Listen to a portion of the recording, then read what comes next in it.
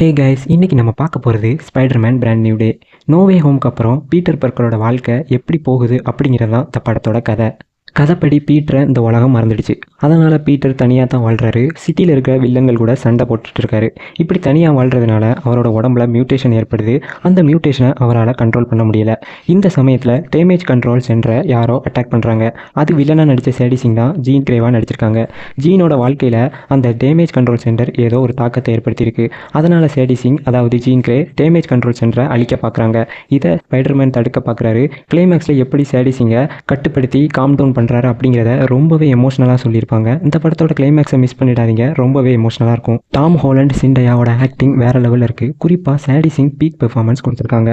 இந்த படத்தோட VFX, background score எல்லாமே பக்காவாக இருக்குது. ஆனால் ஒன்று சொல்லிக்கிறேன், இது ஒரு ஃபுல் அண்ட் ஃபுல் ஆக்ஷன் படம் கிடையாது. ஆனால் பீக் எமோஷனல் ட்ராமான்னு சொல்லலாம். படத்தில் ஹல்க், பனிஷர் இவங்க 2 பேரும் வர்றாங்க. ஆனால் டியூரேஷன் ரொம்பவே கம்மி, கேமியோ மாதிரி தான் வர்றாங்க.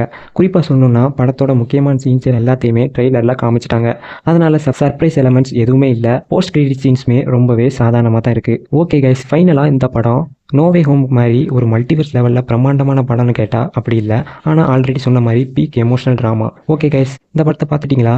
உங்களுக்கு எப்படி இருந்துச்சுன்னு மறக்காமல் கமெண்ட் பண்ணுங்கள். இதே மாதிரி அடுத்த வீடியோவில் பார்க்கலாம். Bye guys.